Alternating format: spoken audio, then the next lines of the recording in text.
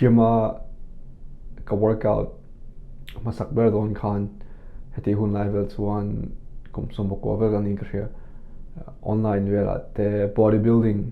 tuna ala rang hian ala la lawa kati hun lai chuanin bodybuilding.com te kha oma ma se social media hi tun ang ani lo wang hirin ala la lawa mi hriat hlo ani ala ni lawa ta chuan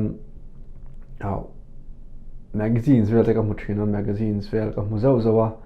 ka du ve this one to research ka betana anting ka ne ang anting ka TV thang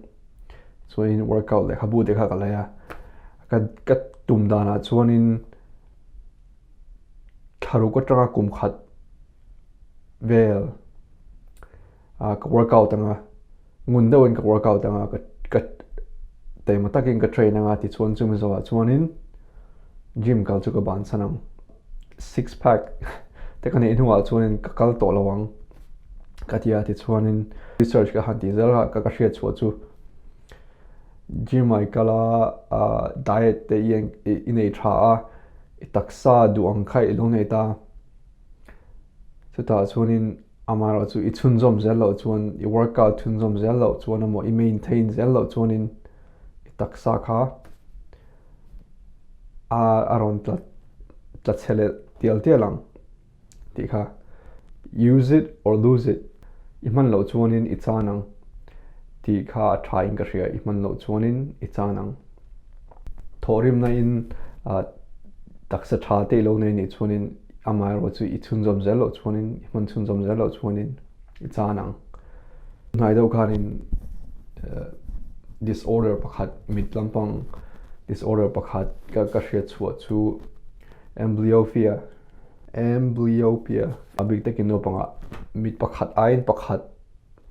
achak lo zoga kan mit chak lo zok kha kan man tle ma wangin achetial tial ani chu ano panga chuan bik takin anti dan chu an chumi tura siam thaturan ti dan chu an mit chak lama khanin eye patch mit tuam na angchi khan am on tar mit khan an tuam tira ti chuan an mit chak lo zok kha an man tir thena turin an man zin thena turin tia kha an mit chak lo zok kha aron chak vel zel ni chu kan hriat ang khan kan ha te po hi kan man thlem chuan in a thalawa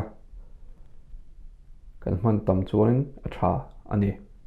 kan thiam na re chu kan man zin lo chuan in amo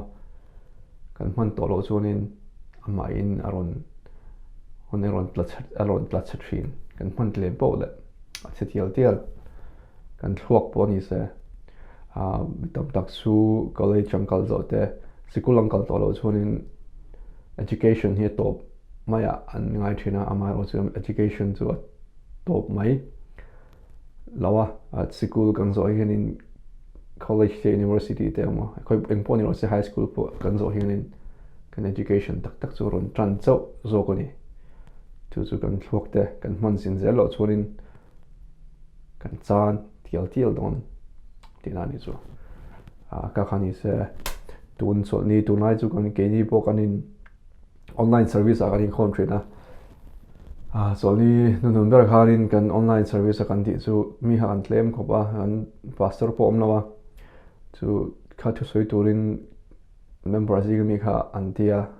chuan ani khan in bible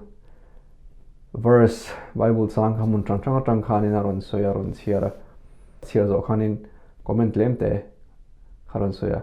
hemi thu so yang hianin ki ni bo an nur apa te kan ni angin tv tha kan pha de tan ti khan ron tia so thla mai ka tia chimi soi zo tia chu kha kan thu soi thei tani se ron tia chu sermon as toy khop maya ka tia bokin tu na ka video po he toya I man lo chuanin I chanang a top na tan chuanin ka re do laga blog kan ne ka blog a chuanin zia zin ka tum dawa ka zia ka thil zia skills te zo tong skills te tikanin ka khani ka blog a chuan min lo mu thayang tikani in the vine